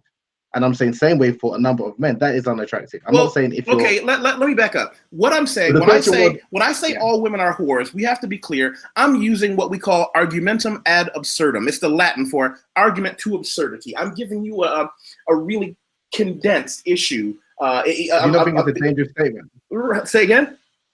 You don't think it's a dangerous statement and an inaccurate one as well? No. Is it dangerous? Yes. Is it inaccurate? No. Because what we need to, what most men, not women, what most men need to understand, particularly in 2019, the odds that she has said no to the things that she has wanted simply don't exist. Now, we do understand that women are smart enough, and in relationships much smarter than men, to understand, what do I want from this guy? If you're the guy she looks at and says, okay, I want to be with him for the long term, the first thing she's going to say is, what type of woman does he need in order for that to be possible? Most men need to believe that you were this chaste girl of a particular da-da-da-da until a certain time. And nature made absolutely sure men can't figure any of that out. That's the one good thing that nature made sure of. So it's like when you meet a woman, to have even question, I never even questioned a woman's sexual past. Why? Do you believe any woman in history has ever been honest about it? Men lie about their sexual past too, because men lie up, women lie down. Men say things like, yeah, I had 4 girlfriends and 3 of them were this. And this one girl, she was this model, and the other girl was this model, and this other girl, she bakes me cookies while I'm having sex with the other girl. Men lie up, women lie down. They say, no, I normally don't let guys do that, and I don't let them put it in there. We're all lying. So when you ask a person a question about their sexual history, it's never going to be the truth, especially if they look at you and say, hey, this is someone I want around. What is going to be most acceptable to them? That's a blanket statement. To say that everyone lies about their sexual history, that's not the case. In certain cultures, yes, maybe, yeah, in certain cultures, because again, in the Western culture where women are, and not only the Western culture, but a number of cultures where we police female sexuality and women are expected to be chaste and not have multiple sexual partners. That's why you do find, of course, I understand why a lot of women lie, but there are other cultures around the world where that's not the case. Do you understand what I'm getting at? So I think even we have to be careful when we're saying this and qualify when we're saying all women are whores, or all women lie, or men lie up and women lie down. That's not, maybe in certain cultures that's the case, but that's not the case around the world, because there are certain cultures where like women can have multiple partners and men are happy with that. So there's no reason for a woman to lie about her sexual past. And also the idea that every woman... Okay, wait, let me back up for a second. The idea that every woman is going to want to experience... Because remember, there's other factors, that there's some women that do not engage in sexual practices, even though they've got the desire to do so, because they've got other factors which prevent them from doing so, whether it's because they fear the repercussions of their family, tradition, maybe their religious beliefs. So this idea that everyone, and I think that's something that from a Western perspective, we need to come out of that, because there's a number of women, like for example, there's in the Muslim community, right? There's a number of women, particularly originally from Asian background and Arab. They do not engage in penetrative intercourse, the women that is, but they engage in anal intercourse because they're worried that if the hymen is broken, which again, that's a problematic topic altogether to know whether a woman has had a hymen broken, but they wouldn't engage in penetrative intercourse, vaginal intercourse, but they engage in anal intercourse because they're worried, because if they were to have sex before marriage and then they'll marry another man, there could be serious implications that, i.e., like they can be killed. Well, hold on. Let me back up. When you talk about women, you talk about these Muslim women from these countries. I want to overqualify your statement. I'm going to overqualify your statement by saying you just described every quote unquote conservative religion. Catholic girls in the United States, it's extremely common knowledge, because the Catholic, and anybody who wants to get mad at me, Yusef Wateef, fuck you. The Catholic Church is an organization dedicated to the rape and protection of child rapists and promotes some of the worst sexual ideologies ever. So Catholic children come out destroyed, and Catholic girls come out freely enjoying because they're taught vaginal sex is the only thing that counts. In high school, we knew that the girls who were the most sexually adventurous all came from Catholic schools. Ooh. Yeah, but that's again, but you're speaking in a particular context in the Western world. And you're speaking about one religion. So because that's the case in the Western world, in Catholicism, it doesn't mean that's the case with all conservative religion around the world. That's my point. So you're speaking about one religion in one part of the world, and then you're trying to say that's the case for women all over the world. So yes, we do know, and I'm not saying that's not the case in parts of the Middle East and with some Muslim girls, that because they've been sexually, they've repressed their desires, then it comes out in different ways, and people know that. But to say that all church girls, all Catholic girls, they're the freakiest, they're this, they're that, that's wrong. And I think to say that's a dangerous statement. Well, there are some. So I just think we again, you're an intelligent person, and I just think what happens is that debatable. That's fucking debatable. No, you're intelligent, and you know what you're saying, and you're clever with what you're saying and what you're spouting, even though you know that it will get people's attention, and then hopefully you're looking at it as, like I would say, like a hook for them people to listen on. But a statement as blindly to say something like all women are whores, that is inaccurate on so many levels. Because okay, first I'll ask you, what can you please define me what is a whore? Please define what a whore is. It's exactly what you said when you described a woman as loose. When you said, "Well, she's this and she's that."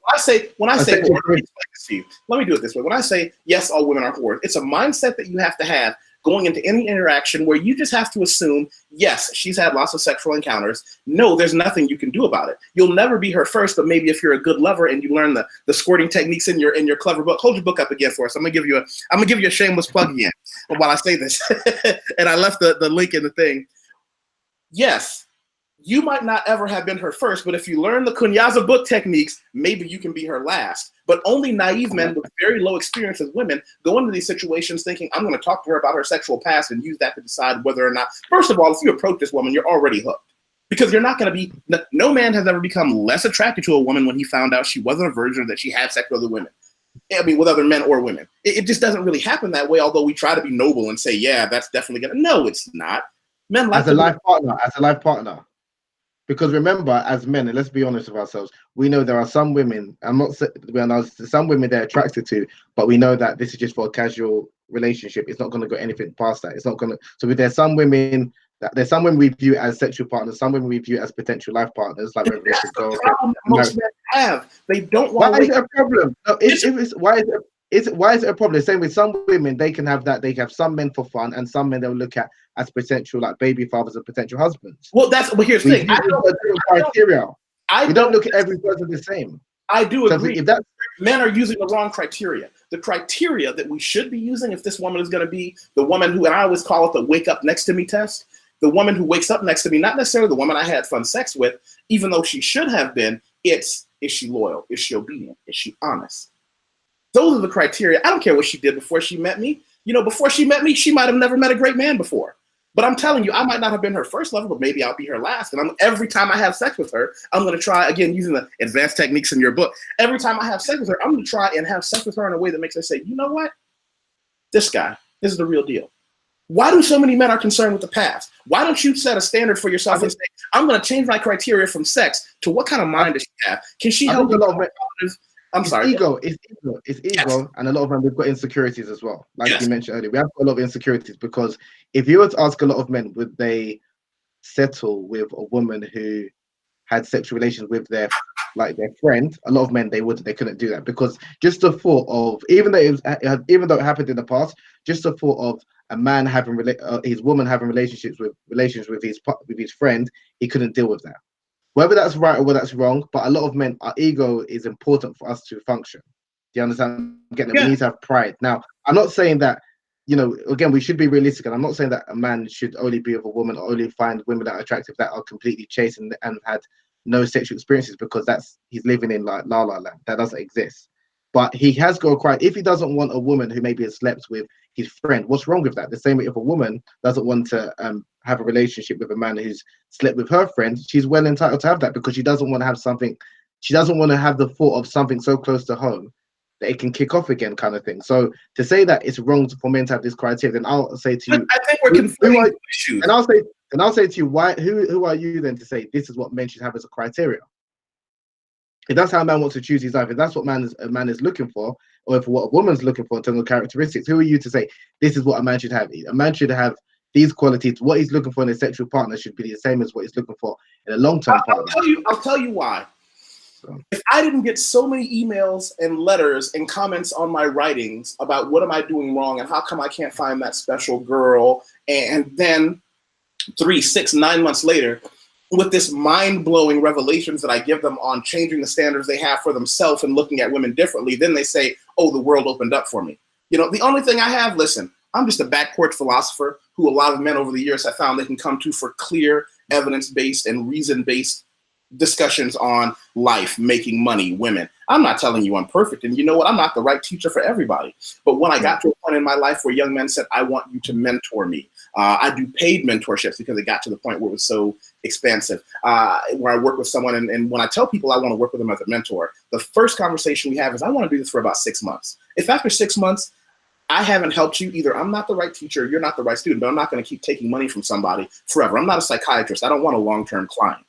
But what I also say to them is, this is when you ask me what qualifies me, if I hadn't helped so many men find the light and come to that realization, especially early in life, because for me, the advantage I have wasn't that I learned it, because all men learn it. But when men don't learn these things until it's after they're 40-something years old, if they don't learn this until after they've been burned by a bunch of different women, until after they've lost things financially, or even worse, after they've lost their dignity and their respect, those are when men turn to the evil side of the force.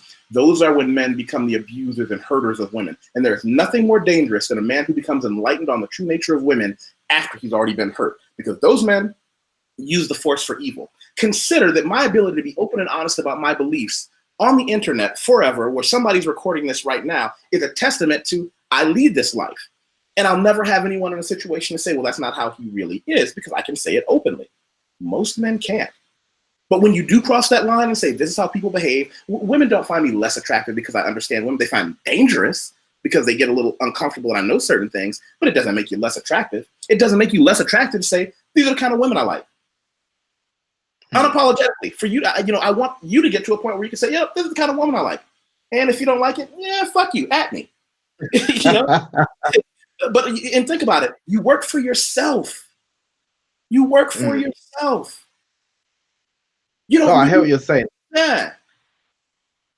No, I hear what you're saying. I appreciate your honesty and your frankness, and I think it's important that even and as men we need to check each other. And I think it's good that you're checking me in a way that you think that you're correct, and I will try and check you in a way that I deem to be correct. But I just think, coming back to your statement, oh no, I want to ask you about the dark side. What are the dark forces that you said that men can? What can that lead to? Is that emotional abuse, physical abuse, or other things? What?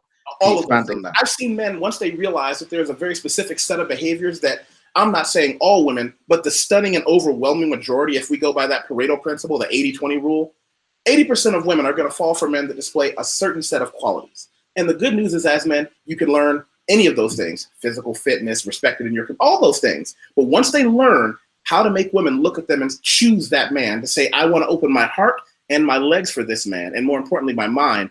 They take that information and then they use it for evil, and they draw women in and they just batter them because they're thinking about the first girl who he told he loved and then found her, after waiting 3 months to have sex with her. He walks in and finds all of his buddies running a train on her in her apartment when he came to surprise her. These are real things that have happened that I've heard of, and this is not by any way unique. Those guys who find out after the woman who has left him and financially just raped him in court finds out afterwards she'd been setting that up for 6 months. Every time she laid down with him, every time they had sex, every time she kissed him. But now he's figured out how the game works, and he's going to go out there and abuse as many women as he can to make up for it, trying to fill that hole in his heart. But if you understand how it works earlier, I have people that say to me, well, what? Women are this and women are that. And I say, slow down. Don't be angry at women. I love women. Well, don't you think women should change? I love women just the way they are because they don't pose a problem for me. But most men that they do find a problem, that they pose a problem for, they find out later in life, because men don't learn by having nice things happen to them. That's the way the world works. That's the way nature has designed us. We only get better at fighting after getting punched in the head a couple times.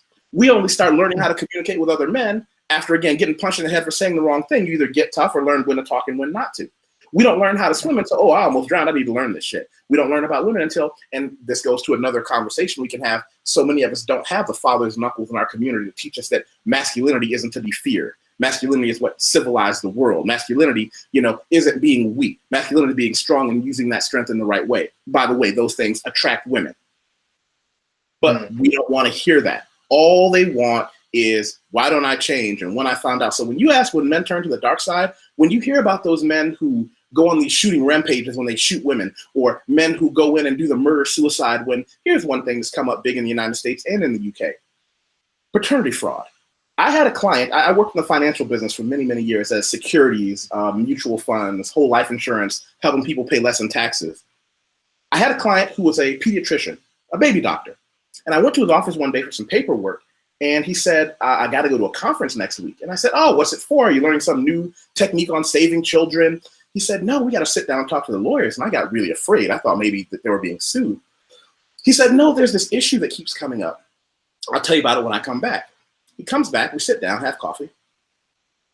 Said they had to have the lawyers give them the official company policy on what to do when a man brings a baby in and asks for a paternity test. And that paternity test says the child really isn't yours. And I said, really? This happens? He said, what? One of the things that modern technology has given us, 20 years ago, it took blood tests in 2 weeks to find out paternity. Now they can take a swab, stick it in the baby's mouth, stick it in your mouth, stick it into a magic machine, and it goes bing, and it tells you with billions of % of accuracy if this baby yours or not. I said, so what's the issue? He says, what do you do when the test says this is not his child? Do you give the baby back? Do you keep the baby? The lawyers told them official policy is, unless that man threatens the life of the child or the child's mother, you hand him his baby and his test results, you smile and give him a nice day. Because as baby doctors, they feel this protection, And then he asked me a question that made my head explode. He said, what percentage of people do you think are really not fathered by the men that they think they are? I want your opinion on this. What's the percentage? I don't know, like 15%? 25. Or 10%. 25%. But here's the interesting part. Now, here's the philosophy that he and I sat down with and tried to be smart about. He said, is this number a new number that's a result of the world we live in, or has that number been a constant number throughout history and we only now have the technology to detect it? And he said, as a physician, his professional opinion, the numbers are stable. From his life experience as a scientist and as a physician and doing multiple research and books on lots of different things, he says, human behavior is actually fairly consistent throughout history. Yeah, I agree. But now we finally figured it out. Do you know how many men have had to go to court over this? And they're losing. Judges are saying, you accepted this as your child 10 years ago, 15 years ago, 30 years ago. Now you still have to pay that child support if you get divorced. The news doesn't report this, but you can go on the internet and find dozens of cases. And it justifiably drives these men to commit horrific acts. Could you imagine finding out that this child who you've loved and cared for was actually not even yours? Because as a woman, she understood, I like this guy as the man who will provide for me, but I don't want to have his child. I'd much rather it be that guy who I'm genuinely attracted to. It's a crazy world we live in, but most men don't think that way, so they get taken for a ride. And I'm having a difficult discussion with a dear friend of mine whose girlfriend is pregnant. And I looked down at him and I said, I'm taking my glasses off because I'm aware you and I might get into a fight.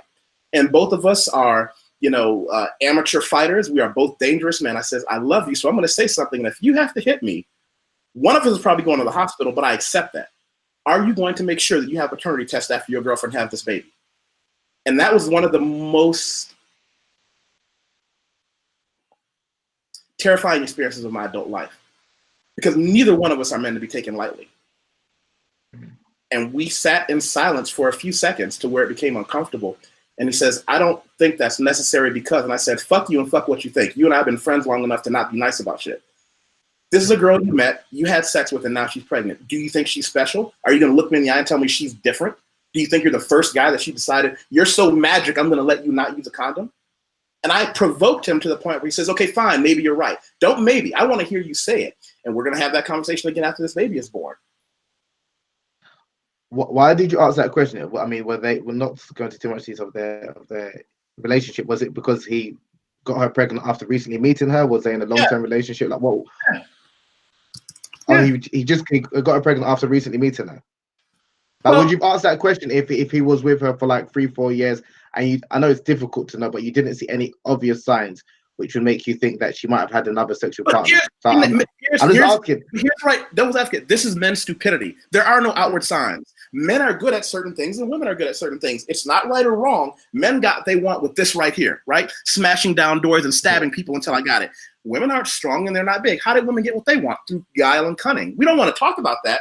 But you know what? Nature gives every animal a tool that needs to survive. Bears are big and they have claws and jaws, right? Spiders are tiny, but they poison you to death. She, and here's the thing. He is a smart, educated, financially successful man. When a woman says, I want a child with a man, he's the man they're looking at. And I've had the same conversation with some of my younger cousins. When a girl says, I want to get pregnant, they're talking about you. Mm.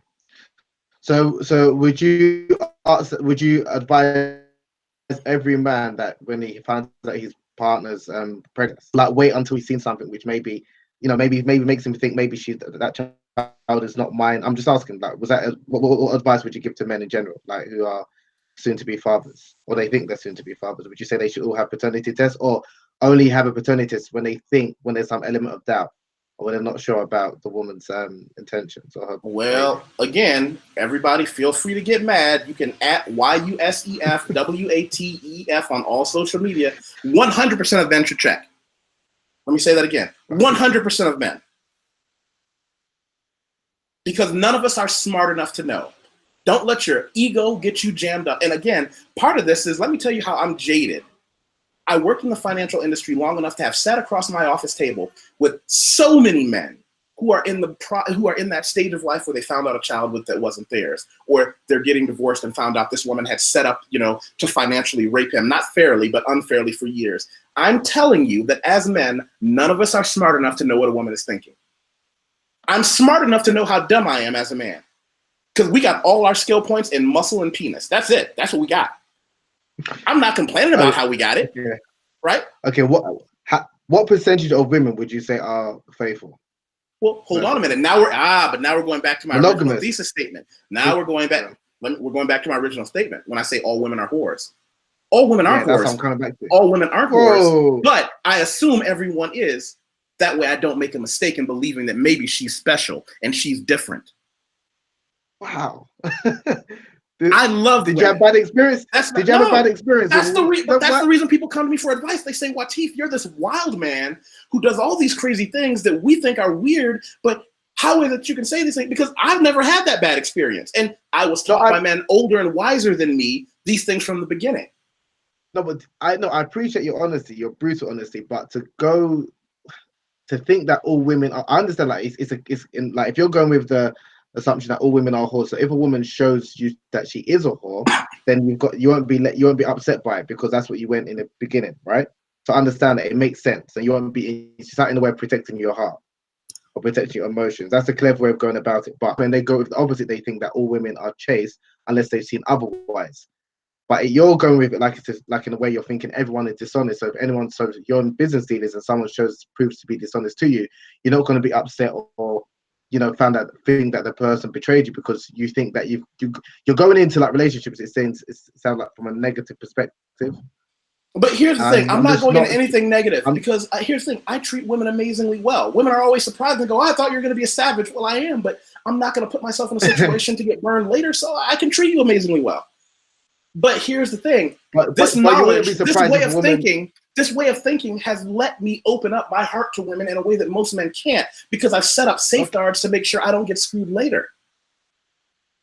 Right. I hear that. But what makes you think that all women, again, that statement, what makes you think that all women are whores? Here's the thing. Again, I'll explain it to you 3 different ways. You're just hoping that at some point I'll change my theory because, I don't know, it'll make you feel better.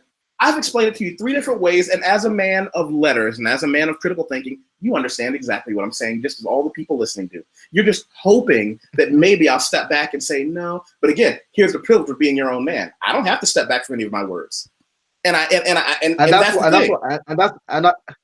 what I'm saying this again. I appreciate we're having this conversation. I think this is the type of conversation that we need to have more of. And this is a good thing when men get together, is that, like you said, you can say something, I can say something, we can both disagree, but still respect each other.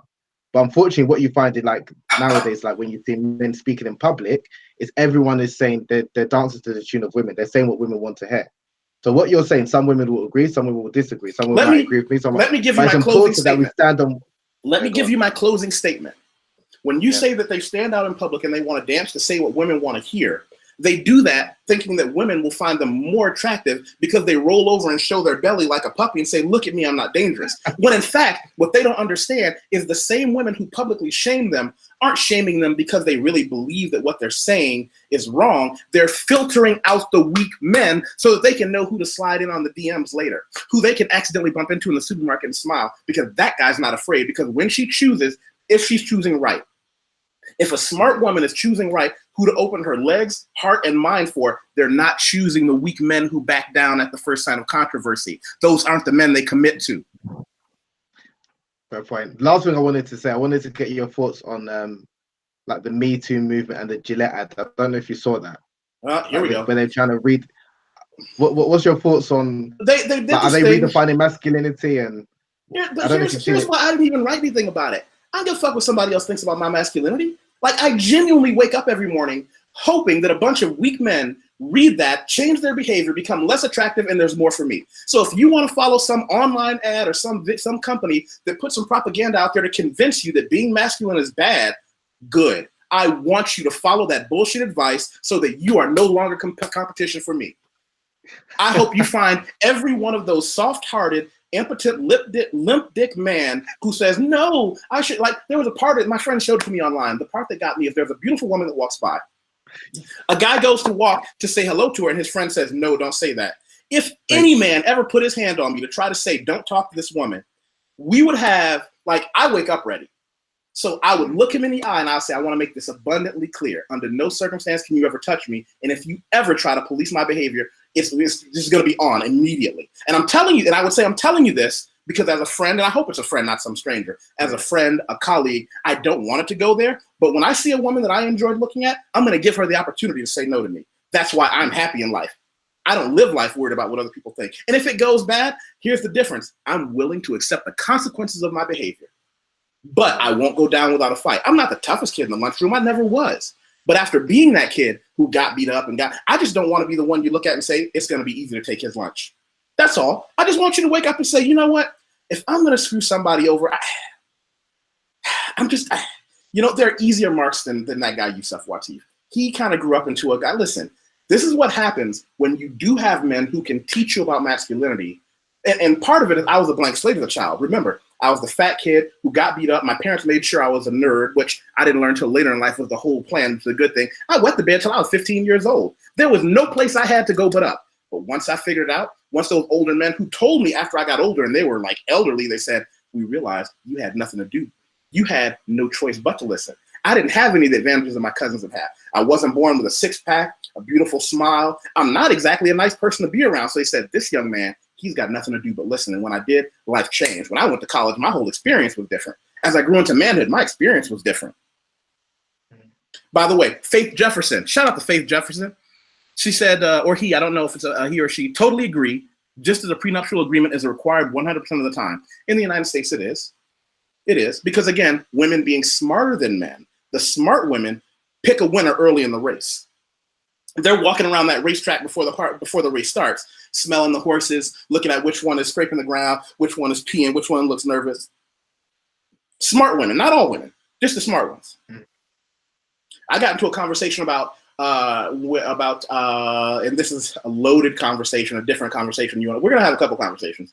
She said, "Why do all these successful black men only marry white women?" And another one of my friends pointed out, he says, "If you ever go online and look at it, these women picked these guys back when they were nobodies."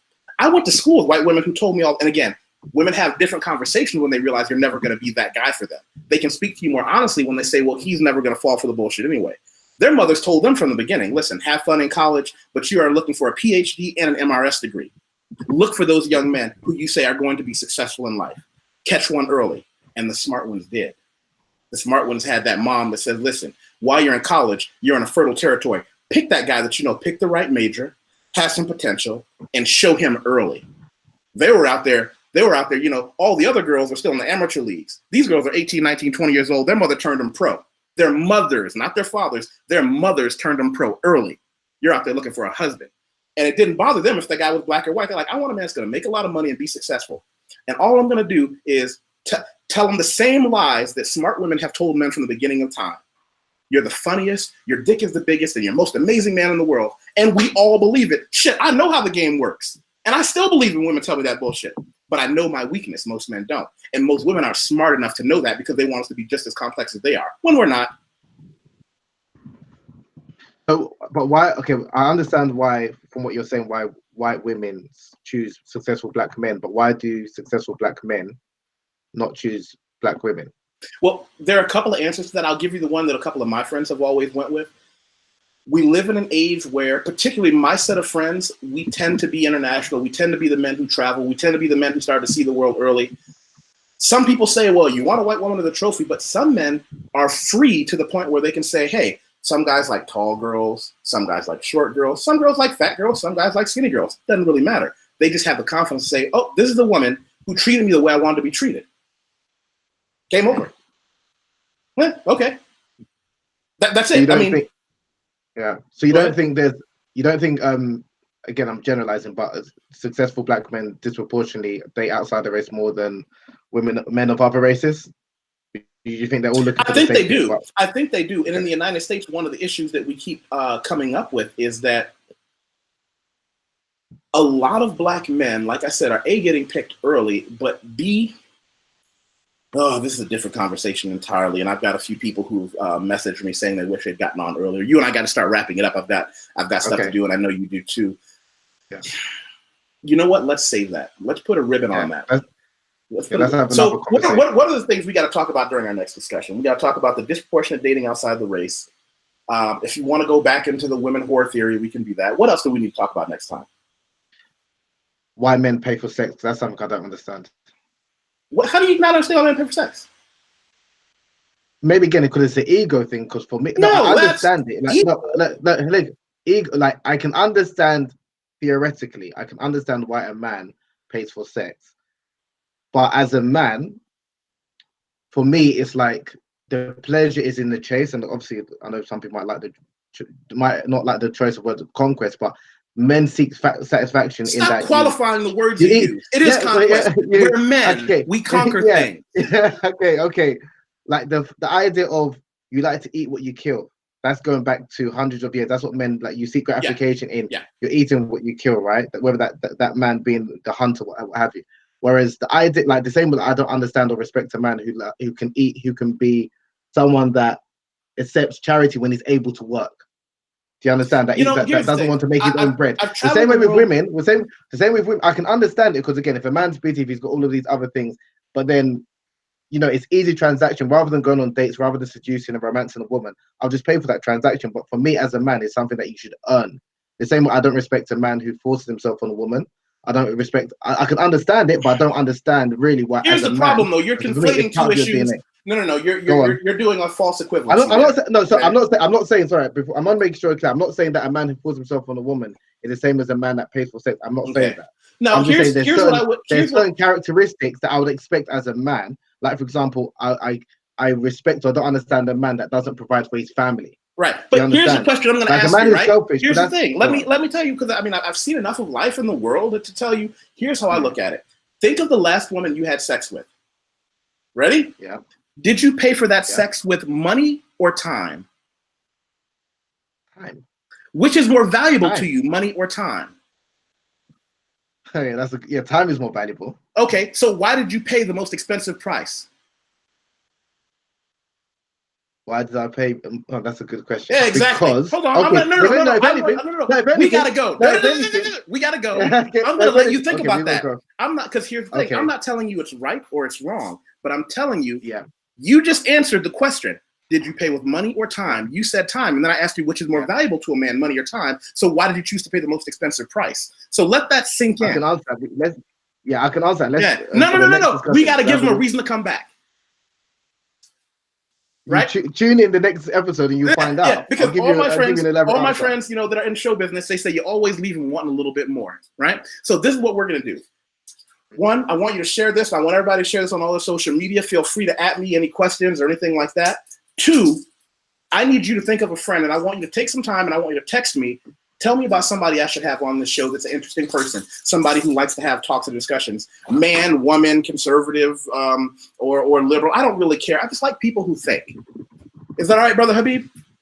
Yeah, I can definitely do that, and I'll get back to you on some people that I think would be good for you to speak to. All right. Strong, opinionated people like yourself. All right. Listen, I enjoyed this. You have a great day. I hope everybody has a great day. Thank you. Take care. Bye-bye.